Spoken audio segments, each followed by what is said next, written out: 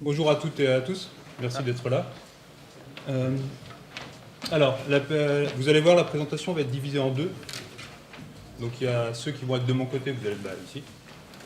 Ceux qui seront du côté de mon collègue, Ludo, vous êtes de ce côté-là. Donc les deux écrans sont différents. Alors, bon, on va essayer de ne pas trop switcher, comme ça vous n'aurez pas de torticolis à la fin de la journée. Alors on va se présenter rapidement. Donc lui, c'est Ludovic Gouillou. C'est un spécialiste plus back-end, mais qui adore TypeScript aussi, et Haskell, c'est des langages préférés. Il aime bien le grand écart aussi.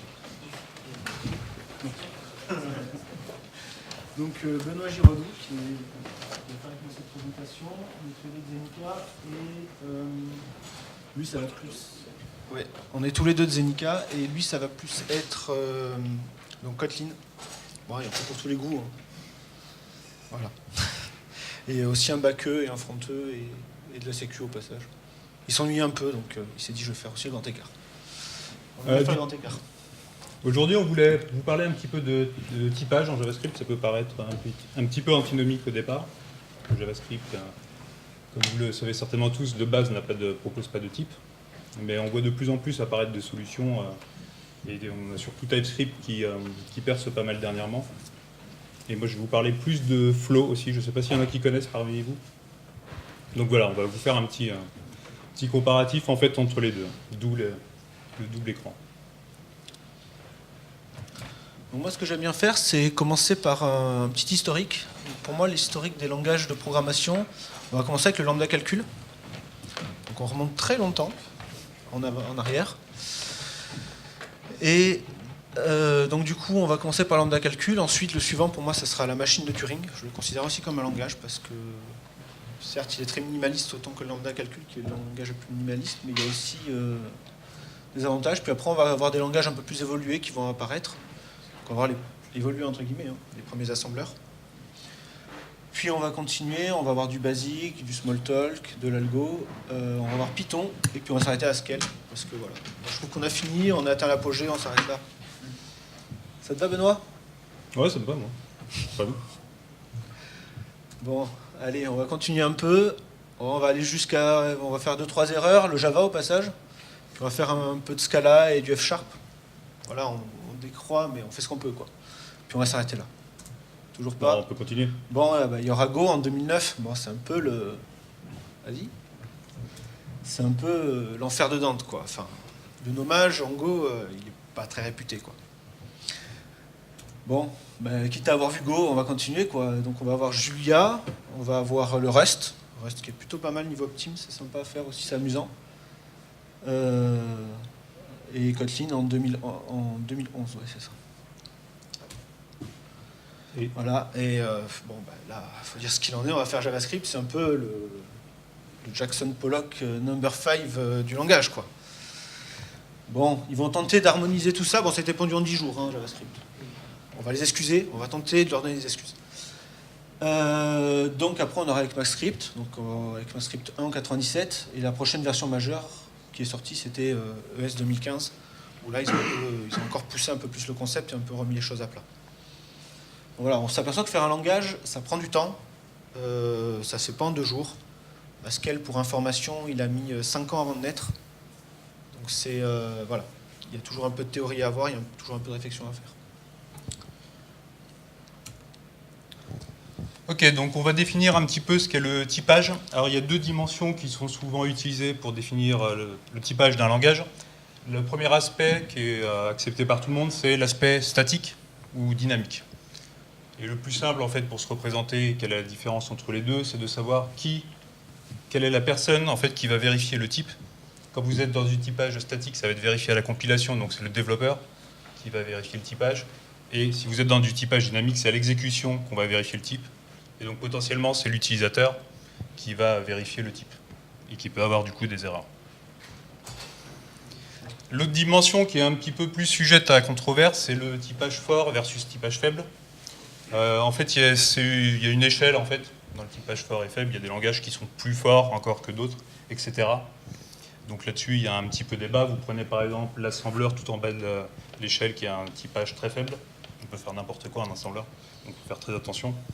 Et à l'autre extrême, vous avez Haskell, par exemple, qui est un langage très fort. Et entre les deux, vous avez différents langages comme Python, Java, etc., qui ont différents niveaux de force qui sont plus ou moins permissifs dans ce qu'ils acceptent comme conversion de type. Donc ça, c'était une définition un petit peu du typage. Donc on va voir un petit peu si j'ai bien expliqué, et on va faire un petit quiz avec vous. Je vais vous donner des langages et vous allez essayer de me dire pour vous si c'est du typage statique, dynamique, et faible ou fort. Donc Java, pour ceux qui connaissent. C'est statique, effectivement, ouais, on le vérifie à la compile, et c'est plutôt fort. Le C c'est aussi statique. Par contre, c'est un peu plus faible que Java, par exemple. Il est un peu plus permissif. On a Python. Il y a un petit piège, ouais. C'est dynamique, effectivement, et c'est du typage fort. Mais c'est dynamique. Kotlin, un petit peu le langage qui a le vent en poupe, ce côté back, lui, il se rapproche de Java aussi, donc statique, dynamique. Il y a Haskell. C'est le vrai langage, de toute façon. Donc statique fort. Statique est très fort. Très très fort, non, très très fort. Très vite. Un peu trop fort, peut-être. On voit le mur. Hein. Le mur, on le voit arriver, on se dit on va l'éviter, et non. Le voilà. Et celui qui nous intéresse plus particulièrement aujourd'hui, JavaScript. Donc lui, ouais, c'est dynamique, effectivement. Et plutôt faible. Alors, TypeScript, ça a été fait par Edgeberg.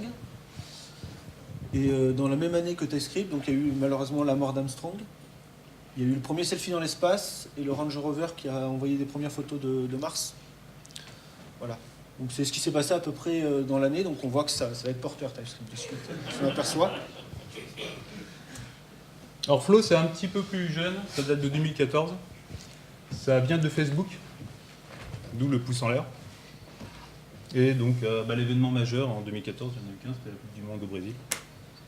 Et l'élimination du Brésil par l'Allemagne. Et ça présage pour l'avenir. Alors, on va passer un peu à la partie live coding.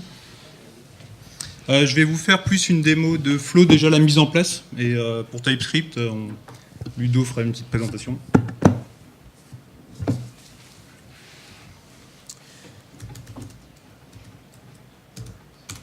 Alors je vais commencer à faire du code. N'hésitez pas à m'interrompre si vous avez des questions sur le code.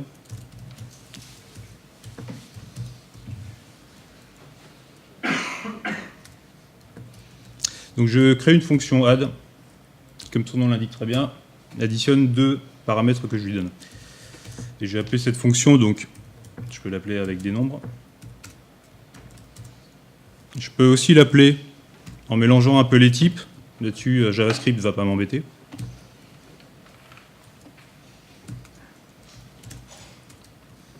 Je peux aussi ajouter par exemple deux booléens ensemble. Ça n'a pas forcément trop de sens, mais pourquoi pas. En tout cas, JavaScript ne me l'interdit pas du tout.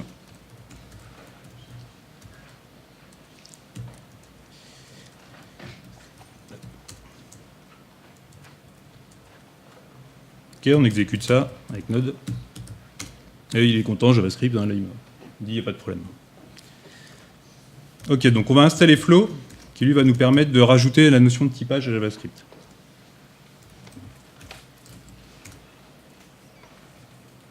Je prends Yarn parce que c'est un petit peu plus rapide, sinon avec NPM, en fait, ça m'aurait pris 5 minutes.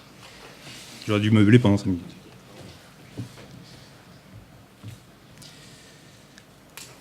Et donc là, il faut déjà que j'initialise mon projet avec Flow, donc Flow init, qui va nous créer en fait juste un fichier de config. On peut le regarder. Pour l'instant, il est vide. On peut régler quelques options, mais de base, en fait, il n'y aura rien à régler pour Flow. Ça marche assez facilement. Et ensuite, pour le lancer, on fait un yarn run flow status. Alors, la première exécution, il lance un serveur, en fait, et après, il sera beaucoup plus rapide. Et là, je peux le relancer. Il me dit no error. Bon, là, vous dites, ça ne sert pas à grand-chose, en fait. Par défaut, en fait, il faut rajouter une annotation à notre fichier JavaScript pour dire qu'on veut le vérifier avec Flow. C'est juste une annotation à mettre en début de fichier. On peut justement modifier la config dans Flow config pour le faire que ce soit par défaut. Mais si par exemple on veut migrer une application existante, ça peut être pas mal de partir déjà sur un seul fichier. Là, je relance Flow. Et là, il me détecte déjà une première erreur, effectivement, sur mon addition de 2 booléens. Lui, il me dit que c'est pas possible d'ajouter. Ici, il avait vu qu'en fait, je pouvais ajouter une chaîne de caractères avec un booléen, et pour lui, c'est pas possible. Il n'a pas forcément tort. Bon, je vais corriger l'erreur assez facilement en supprimant ma ligne, qui n'avait pas d'intérêt. Correction, quoi. Moi, souvent, c'est ma correction. Quand il y a du code qui ne marche pas, je le supprime. Ça, c'est simple. Alors. Donc là, je peux le relancer. Et là, il ne me dit plus rien. Donc éventuellement, vous pouvez vous dire, bon, du coup, il accepte que j'ajoute une chaîne de caractères avec un nombre ici. Et effectivement, par défaut, il l'autorise. Il autorise l'ajout de nombres et de chaînes de caractères en JavaScript parce que c'est une opération que font assez souvent les développeurs JavaScript, puisque c'est autorisé. Donc là, on va être un peu plus explicite. On va lui dire non. Moi, je veux faire une addition mathématique, donc je veux additionner 2 nombres. Et je veux que ça me renvoie un nombre. Là, je le relance, et là, effectivement, il n'est pas content sur mon addition d'une chaîne de caractères avec un nombre. Donc là, ma correction préférée. Hop. Et ça marche. Et un dernier truc pour finir sur la présentation de Flow, il peut aussi faire de l'inférence de type. Ici, je peux dire supprimer le type du retour et dire mais si, je vais récupérer une string en fait. Je vais voir ce qu'il me dit. Et là, lui, il est capable de détecter que comme je lui ai donné 2 paramètres number en entrée et que je fais une addition, ça me renvoie forcément un nombre, donc ça ne marche pas.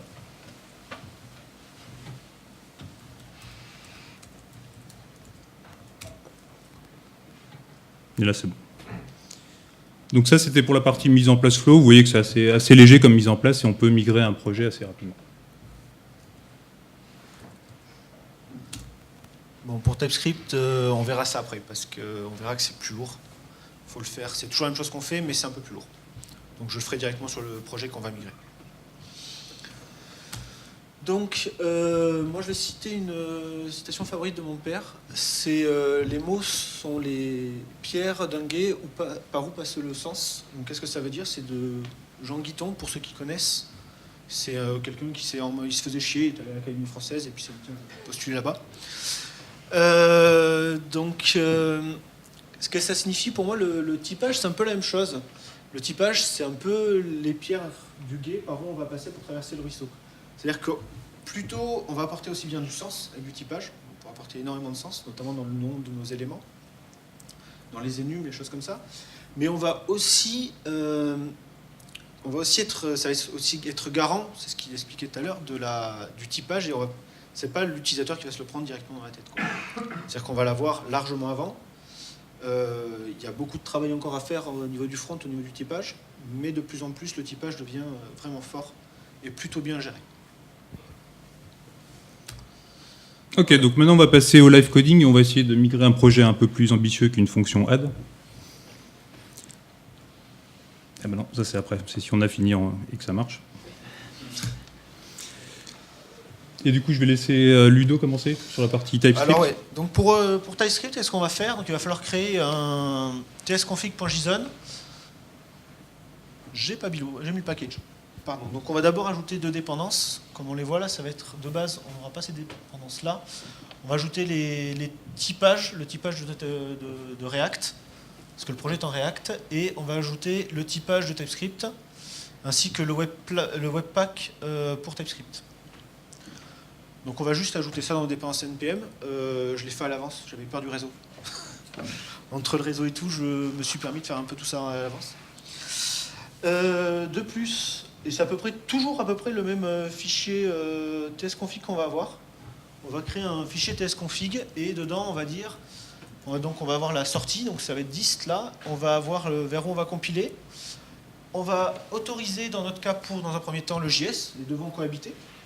On va cohabiter du TypeScript avec du JS, ce qui est tout à fait normal vu qu'on fait une migration petit à petit. On va avancer tranquillement. On va vouloir tester entre temps, voir si ça marche. No implicit any, moi je vous conseille de le mettre, c'est-à-dire qu'on peut désactiver tout typage, c'est comme en Java, on peut faire de l'object partout. Ben, any ça revient au même, on ferait de l'any partout. Donc voilà, on va désactiver ça.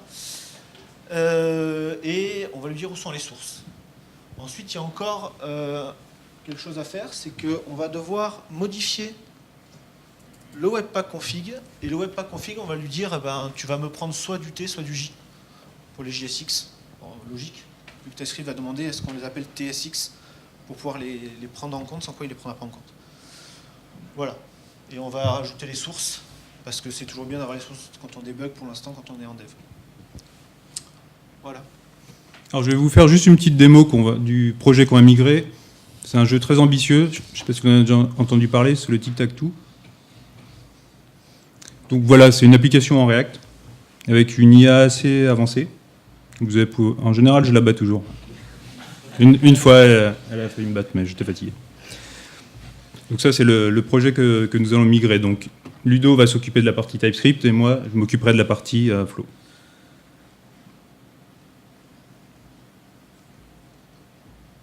C'est moi qui commence là.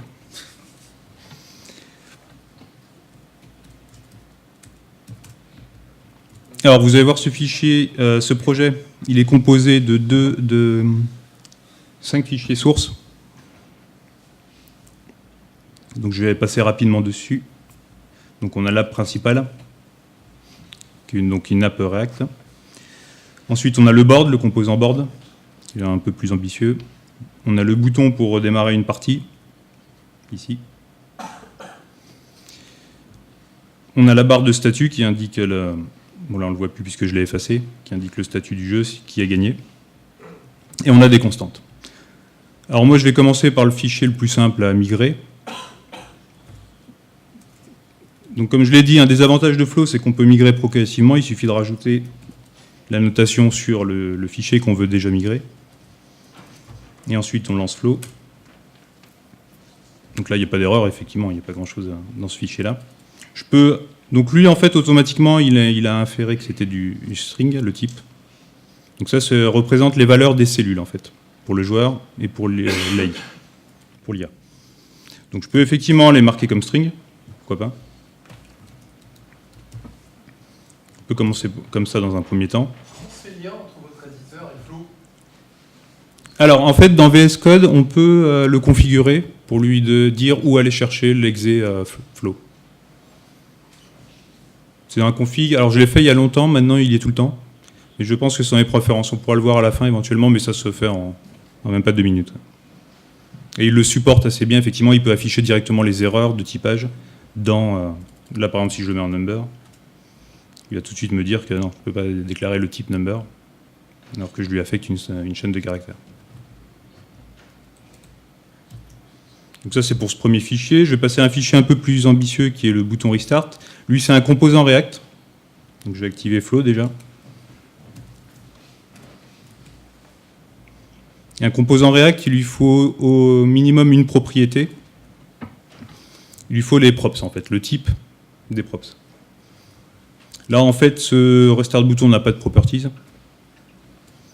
Donc je vais le typer en fait en mettant un objet vide. Potentiellement, je pourrais lui passer n'importe quoi. Et donc là, il m'affiche une autre erreur qui est la méthode handleClick. Alors là, c'est un peu spécifique, on va dire, à React et Flow, mais il y a une bonne intégration, effectivement, entre React et Flow, puisque les deux sont de Facebook. Là, il faut que j'utilise une classe qui s'appelle Synthetic. J'arrive jamais à l'écrire. Mouse Event. Et là, pour migrer ce fichier-là, ça suffit. Normalement, j'ai quand même à vérifier. On ne trouve pas d'erreur. Du coup, Ludo, je ne sais pas si tu veux montrer ta partie. Donc, maintenant, on va le faire en TypeScript. Donc, en TypeScript, on va commencer par le constant. Bon, lui, c'est très compliqué, hein, on va faire un renommage. On va juste changer le J par un T. Donc, à présent, il va inférer le type.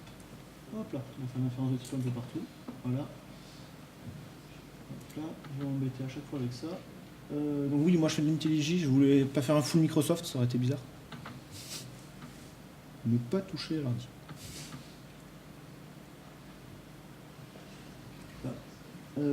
Donc ensuite on va aussi migrer le restart button. Donc le restart button en TypeScript, c'est des imports nommés. Donc là on va pas trop le nommer, on va tout importer sous le nom de React.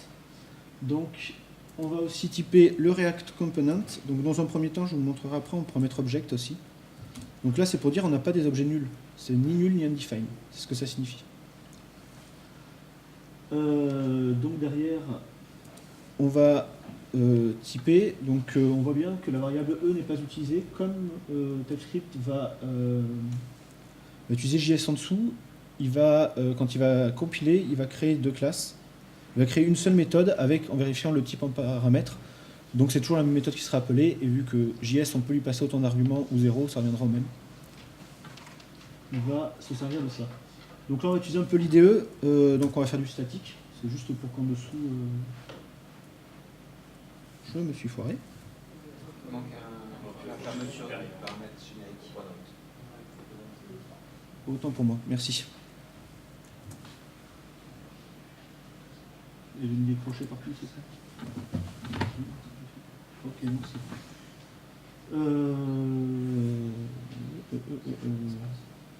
Qu'est-ce que j'ai pas activé?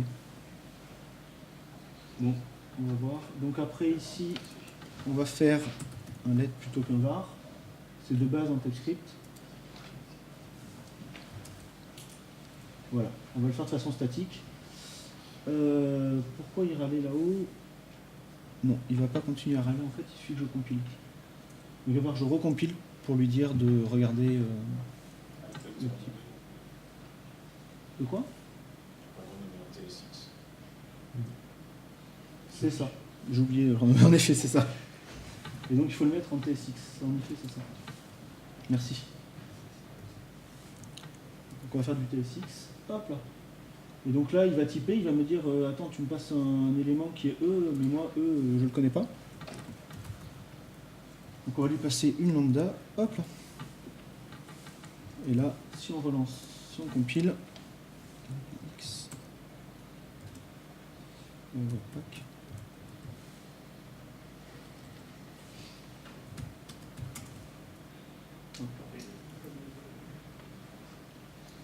J'ai déjà fait le npm install.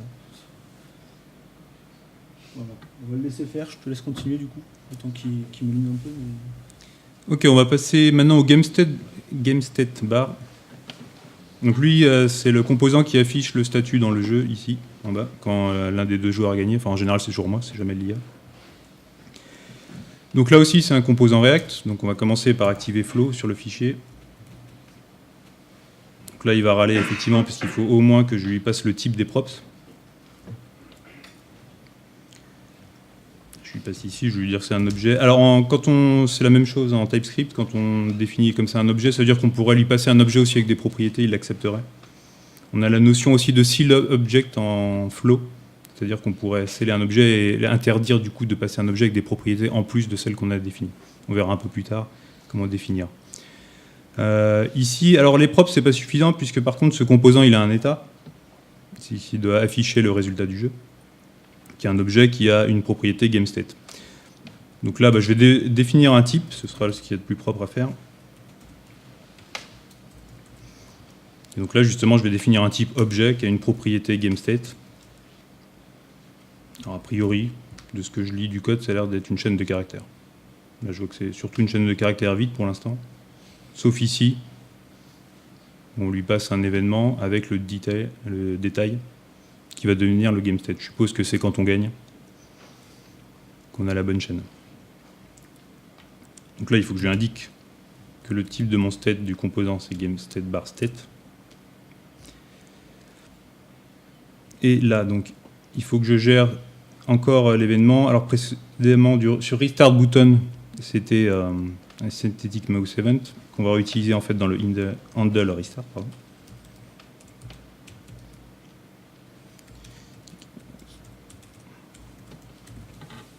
Event.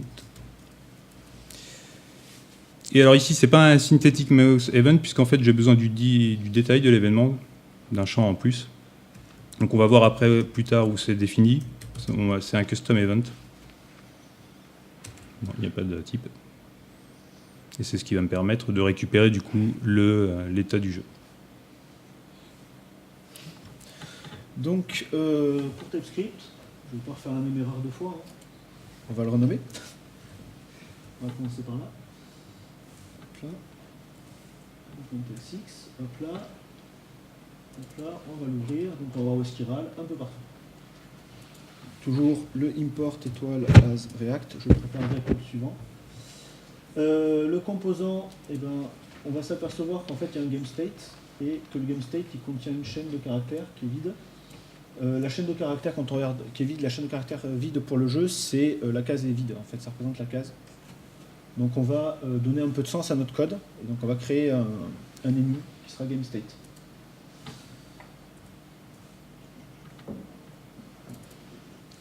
Donc notre enum, hop là, donc on va faire, je vais l'exporter, je ne sais pas. On va faire un enum constant. Pourquoi un enum constant? Parce que TypeScript est compilé, non pas transpilé, s'il vous plaît, j'en supplie.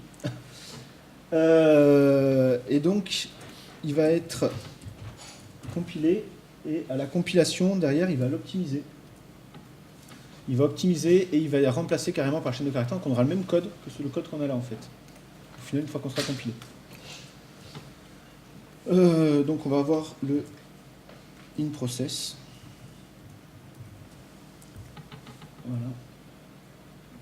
Hop là, et ça va être égal à la chaîne de caractères vide, parce qu'on peut aussi le nommer en TypeScript. Ouais, ça n'a pas marché, je suis d'accord. Non, il ne les prend pas, il veut des underscores un peu à la syntaxe Java. Donc on va aussi créer donc, un état, GameStateBar. Donc notre état GameStateBarState, qu'est-ce qu'on va faire? On va créer une classe. GameStateBarState. Ce qui est assez agréable en TypeScript, c'est que le constructeur, comme dans beaucoup de langages, là c'est inspiré de C# notamment, et bien qu'est-ce qu'on va pouvoir faire? On va pouvoir lui définir directement les propriétés. Donc pour ça on va mettre la visibilité. Donc on va l'appeler GameState. On va faire du nommage très classique, qui est de type, on se doute bien, GameState. Hop là. Et ben, c'est un constructeur vide. Et là, automatiquement, derrière, il va vous créer le constructeur comme si on avait fait le this.GameState égale le paramètre placé. Il vous infère tout ça. Donc notre typage ici,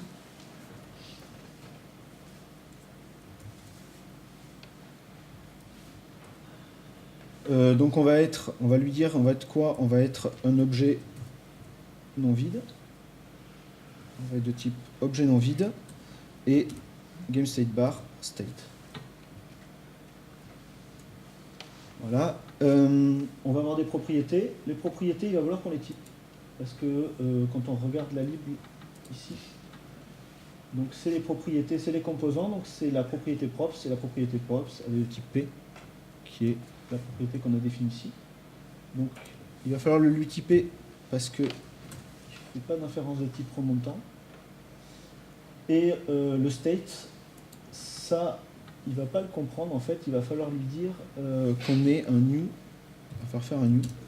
Malgré qu'il y ait le duck typing, il ne va pas comprendre le typage ici parce que il y a trop de choses à inférer en fait. Et c'est un défaut de TypeScript, il y a des moments où il a vraiment du mal à inférer des choses, et là on y est pile poil dedans.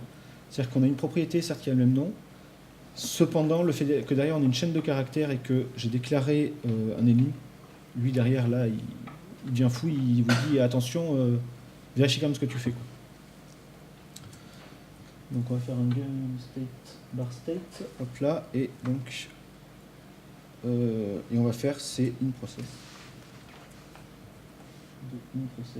Et on voit que dessus on a quand même ajouté pas mal de notions ainsi que de contexte à notre programme. Autre chose qu'il va falloir faire, c'est qu'il va falloir mettre les visibilités. Donc là on va être de type private. Je pense que ça peut public, ça va pas le faire. On va être de type private. Le E, au final, c'est pour appeler le setState. Le E, il va falloir le typer. Donc là, on est de type, comme en flow, on va être de type custom event, de type GameState. Voilà. Hop là, le E n'est pas utilisé, donc on va pas le supprimer. Là, il va falloir aussi faire un new GameState. On a le même problème que tout à l'heure.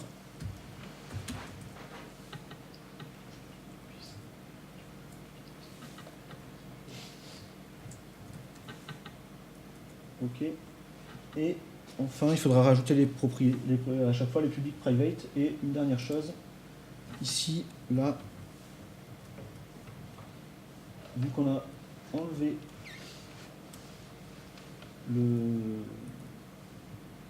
enlevé le paramètre, il va falloir bien sûr faire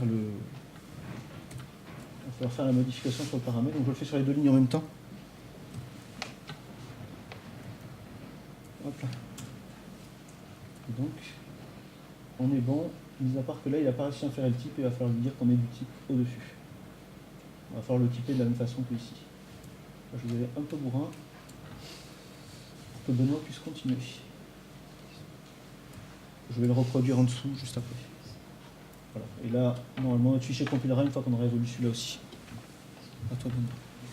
Pour finir, le gros morceau à migrer, c'est le fichier board, qui lui a 2 composants. Donc je réactive flow comme d'habitude. Et donc là, j'ai plein d'erreurs qui apparaissent un peu partout. J'ai commencé par le composant le plus facile, qui est la cellule, qui permet de représenter une cellule du board. Donc elle, il lui faut ses props. Je vais partir comme d'habitude avec un objet vide. Sauf que ça ne marche pas. En fait, il me dit que, a priori, mes props, j'ai 3 propriétés normalement dedans. J'ai une valeur val, pose, qui est la position en fait de la cellule, et j'ai handle move. Donc là, je ne l'avais pas fait jusqu'à maintenant, je vais définir un type pour mes props. Là, je définis un type objet qui a 3 propriétés. Donc la position de la cellule qui est un nombre. Val, donc, qui est la valeur qui va être affichée. Donc, pour moi, c'est une string, mais on verra tout à l'heure qu'on peut aller un peu plus loin quand même. Et comme l'a dit un peu Ludo tout à l'heure, rajouter aussi un peu des notions métiers. C'est aussi un des intérêts du typage, c'est de faire apparaître les notions métiers qu'on n'avait pas forcément jusqu'à maintenant. Et notre dernière valeur, c'est handleMove, qui est une fonction qui prend aucun paramètre et qui renvoie rien. Une fonction avec effet de bord que les gens comme Ludo adorent. Donc là, je vais définir que mon composant utilise des props de type cellProps. Du coup, là, il est un petit peu plus content. Là, c'est normal que ça soit en rouge, en fait. C'est juste la syntaxe de VS Code. Maintenant, je vais m'attaquer au board. Il y a un plus gros composant. Lui n'a pas de props, en fait, par défaut. Par contre, il a un state. On le voit ici, en fait. On appelle une fonction getInitState. Alors, contrairement à TypeScript et ce que vous a montré un peu Ludo, il n'intègre pas la notion de public-private flow. Ça, maintenant, c'est ECMAScript qui l'a apporté. Il ne change rien au langage de JavaScript. Il rajoute juste, en fait, les notions de type. Donc, je vais définir un type boardState. Toujours un type objet. Donc, je vais regarder un peu ce que fait ma fonction initState. Apparemment, je renvoie des cells. Okay. Et le GameState, qu'on avait déjà tout à l'heure dans notre composant GameStateBar. Lui, je crois que je l'avais défini en string. Ludo avait été un peu plus loin, lui, il avait défini une énumération. Et cells, en fait, quand je regarde un petit peu ce qui est fait, quand on initialise le jeu, effectivement, on met des cellules vides. Donc là, c'est un type array de string. Alors, en TypeScript, en Flow, pardon, string, on a aussi l'équivalent avec un S majuscule. En général, on utilise plutôt les types en minuscules. Les S majuscules sont les types wrapper. Quand par exemple on fait un new string ou un new number, ça sera de type number avec un N majuscule. Sinon, entre guillemets, types primitifs seront plus utilisés. Et donc, on utilise plus avec la lettre minuscule. Donc là, il faut que je dise que mon composant utilise un state de type boardState. Il est un petit peu plus content, il est quand même pas content ici. En fait, Flow, là, il a une petite limite au niveau de l'inférence de type. J'utilise la fonction apply_array et il n'est pas vraiment capable d'inférer ce que va me renvoyer cette fonction. Donc là, j'ai plusieurs solutions. Soit je peux lui dire que getInitState, ça renvoie un boardState. Là, du coup, il est capable de l'inférer. J'aurais pu aussi dire qu'ici, ça renvoie type array de string, donc en minuscule plutôt, comme j'ai dit. Et là, ça fonctionne aussi. Les deux solutions sont possibles. On peut même cumuler les deux pour être le plus explicite possible.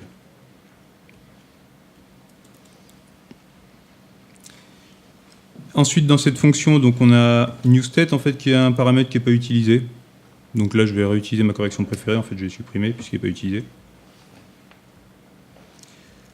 Ensuite, on a la fonction checkGameState qui permet de vérifier en fait, l'état du jeu, donc qui reprend là, à nouveau des cells, donc un tableau de cells. Je crois que c'est pareil en TypeScript, il me semble. On peut aussi utiliser la notation raccourcie pour les tableaux. On peut les définir comme ça, avec des crochets. Là, c'est plus une question de goût personnel. Donc la dernière position, c'est un nombre. Et la dernière position, c'est string en fait, qui représente la dernière valeur de la case qui a été cochée. Est-ce que c'est le joueur qui a joué ou l'IA? Bon, personnellement, ça commence à m'embêter un petit peu en fait, d'utiliser string partout, parce que c'est bien d'utiliser les types, mais c'est bien aussi du coup d'introduire les notions métiers. Donc je vais revenir à mon fichier constante, et ici, au lieu de définir, je vais définir 3 types.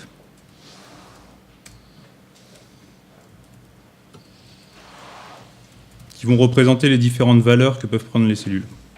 Donc playerCell, lui, il n'a pas le choix, c'est forcément le caractère X majuscule. Pour l'IA, c'est forcément un O. On peut aussi définir le type emptyCell, qui est celui initial. Et lui, c'est une chaîne vide. Et ensuite, je peux définir, tout à l'heure, Ludo a utilisé les enums, je peux utiliser un type union en flow, qui va me permettre de représenter la valeur possible d'une cellule. Et en fait, c'est soit donc une emptyCell, une ACell ou playerCell. Ici, je peux remplacer les types.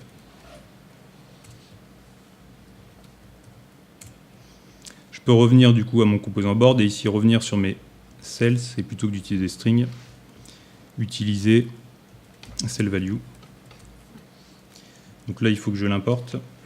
Alors normalement, les suggestions, mais non, il ne me le propose pas parce que je ne l'ai pas exporté, donc il n'est pas visible de l'extérieur. Donc là, il va me le proposer normalement. Sauf que bon, là il y a un petit bug dans VS Code, il l'importe à ce niveau-là, alors qu'il faut utiliser en fait il faut rajouter type pour indiquer que c'est un type flow en fait et pas une fonction ou une valeur JS.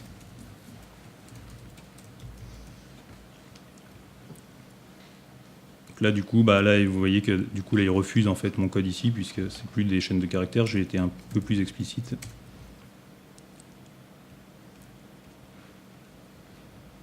Donc je vais le rajouter ici maintenant. Je vais finir mes corrections.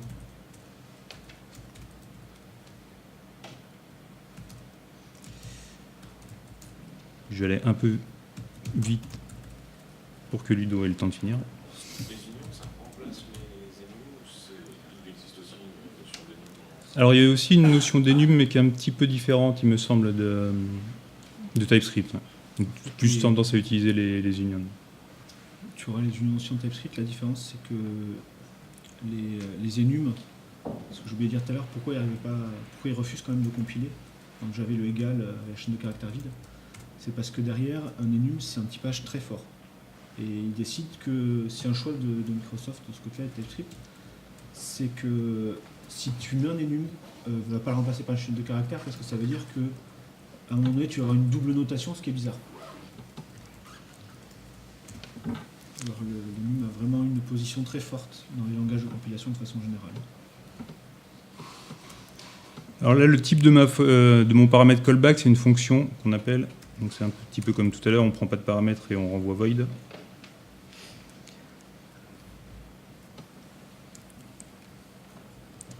Et donc ici, il me reste quelques erreurs. Donc checkGameState, où effectivement je lui ai dit que c'était des chaînes de caractères et maintenant non. J'ai mis des cellValue et plus des chaînes de caractères, donc ça fonctionne. Et handleGameState, j'avais supprimé le paramètre en fait, donc en fait, j'en ai plus du tout besoin. Il reste cette fonction à corriger. Et une dernière correction, là il n'est pas content sur la fonction move que je viens d'annoter avec les types, puisque a priori j'ai un troisième paramètre callback, mais ici je ne lui passe pas. Notez qu'en JavaScript ça serait tout à fait possible, et c'est à l'exécution qu'on aurait une erreur. Le callback serait indefined. Là je peux le marquer en fait comme optionnel, en rajoutant un point d'interrogation. Il y en a qui ont par exemple déjà fait du Kotlin, c'est la même chose. Et ça marche pour board.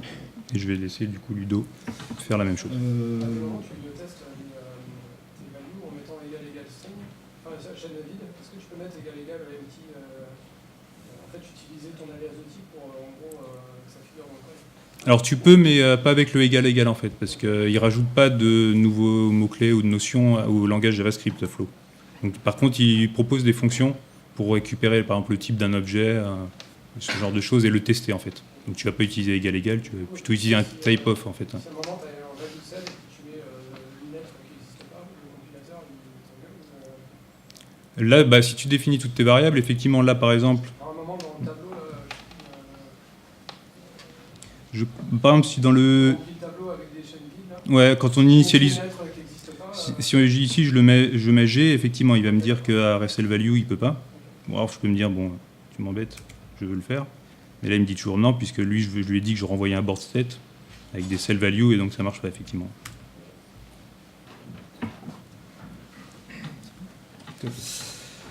Donc pour nous, il faudrait exporter GameState dans le fichier constante. Je vais passer rapidement là-dessus. On va faire la solution après. Timing. On va donc modifier le board, toujours le renommage, pour un petit peu d'aide d'IntelliJ. Donc, on va tout mettre en rouge par conséquent, on va tous mettre en rouge. Ok, donc là, ici, toujours le étoile as. Ok, donc là, il faudrait le typer. Donc là, on va créer un state qui sera un board state.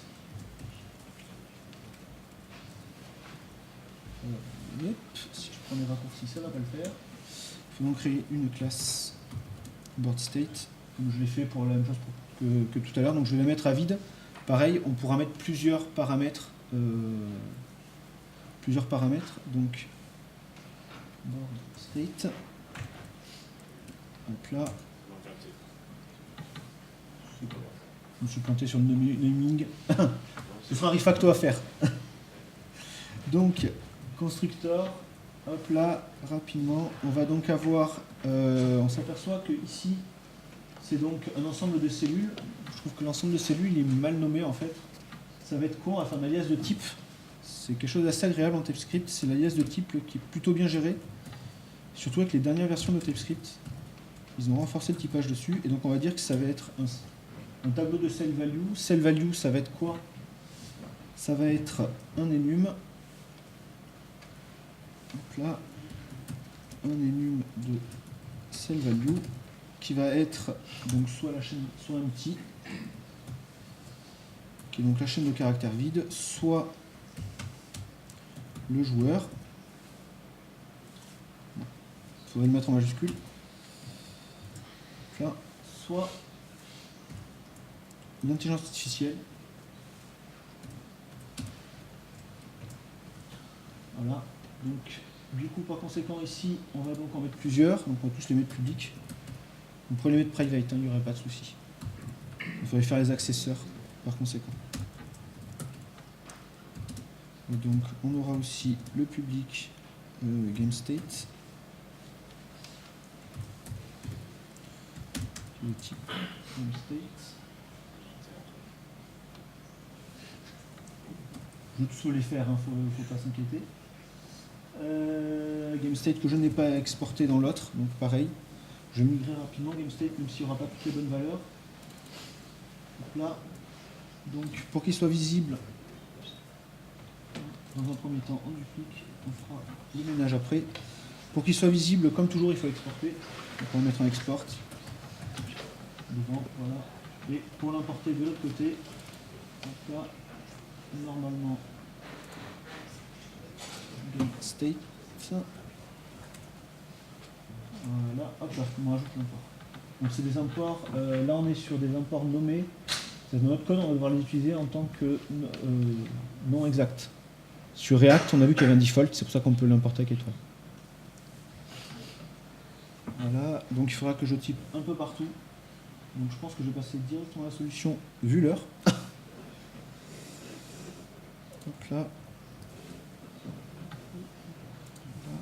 Donc on va nettoyer les lettres. Ce qui est intéressant de remarquer, ça va être juste ici, à ce niveau-là, on va donc faire on va pouvoir changer les triple égal en double égal, tous.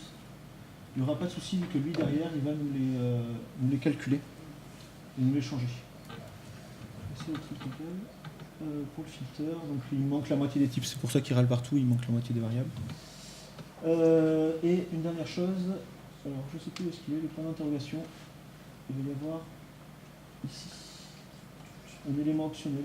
Là, la callback est optionnelle, c'est pour ça qu'on met un point d'interrogation, pour dire, et quand on va vouloir typer, il va falloir typer nos callbacks, ce qui est logique, c'est pour ça qu'on va mettre, on va dire que ça va être nil vers void, donc on renvoie rien et on prend rien en paramètre. Voilà pour la partie TypeScript à ce niveau-là. C'était 2-3 trucs qu'il fallait voir et on va avoir aussi les mots-clés public, statique à chaque fois qu'il va falloir rajouter. Donc ça prend un peu plus de temps à migrer. Une fois qu'on a migré, l'avantage c'est qu'on aura les visibilités, les statiques et un typage assez fort. Pour finir, le dernier fichier à migrer que je vais faire très rapidement, c'est l'app en elle-même. Donc j'ai déjà rajouté la notation flow et j'ai mis les props de mon composant. Et une chose intéressante à noter, c'est que quand on on affiche le composant avec React, on appelle la méthode render et on lui passe un élément ici, la div. Et là, en fait, il râle. On va voir tout de suite pourquoi. Donc je vais déjà extraire la valeur.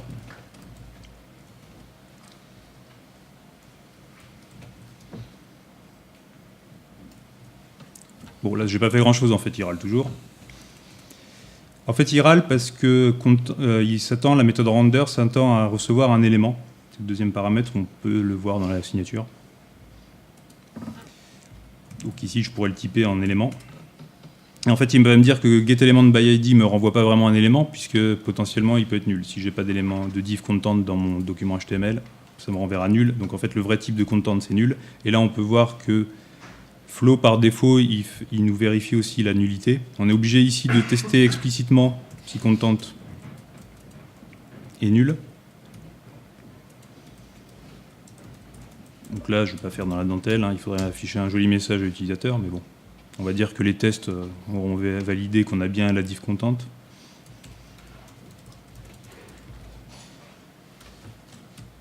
Et là, du coup, il râle plus, Flow, puisqu'effectivement, quand on est rendu ici, il a détecté qu'on avait fait un throw si c'était nul, donc ici, content a forcément une valeur. Donc pour finir très rapidement sur la partie Flow, on va vérifier, j'ai pas d'erreur. Pour builder le projet, en fait, il faut juste rajouter, si par exemple on utilise Babel, il faut juste rajouter un preset spécifique à Flow. Ça va peut-être changer dans la version de Babel 7, j'ai malheureusement pas regardé encore. Après, ce que fait ce preset, c'est qu'il va en fait virer les annotations de type. On n'a plus qu'à faire un build avec un D. Est-ce que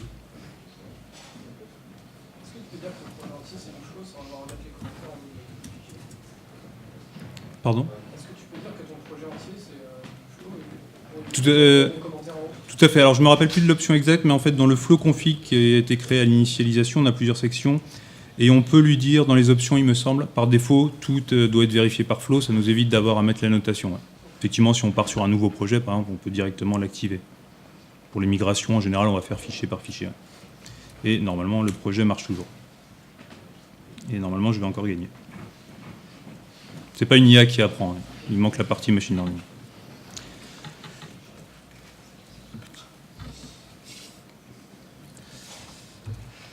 Voilà, non, c'est bon. Alors pour conclure un petit peu, comme on l'a montré pendant le live coding, côté flow sur la configuration, vous avez vu que c'était assez simple. Après, c'est un peu moins puissant que TypeScript. Par contre, oui, TypeScript, je voulais passer parce que il faut se taper un fichier de config. Je ne sais pas pour ceux qui ont fait du Java, le fichier de config Spring Boot de base, il fait à peu près la même taille. Si on prend le full fichier application.properties, il fait à peu près la même taille là. Donc je voulais un peu passer. Et ensuite, par contre, le typage, surtout dans les dernières versions, là, j'ai pas utilisé la toute dernière version de TypeScript. Dans la toute dernière version, ils ont vraiment fait un gros effort sur la 3.0. Et on va vraiment avoir un typage vraiment fort. Et en plus de ça, il y a des moments où j'arrive à le bypasser, connaissant un peu les compilos. Là, on peut plus. Là, j'ai tenté de le biaiser et j'y arrivais plus, quoi. Donc, en termes de typage, c'est vrai que TypeScript est plus fort. Après, l'avantage de TypeScript, c'est qu'au niveau tout outillage, ça reste Google et Microsoft. Google récemment, il y a quelques années déjà, avec Angular IO. Au niveau des librairies, il y aura énormément de librairies.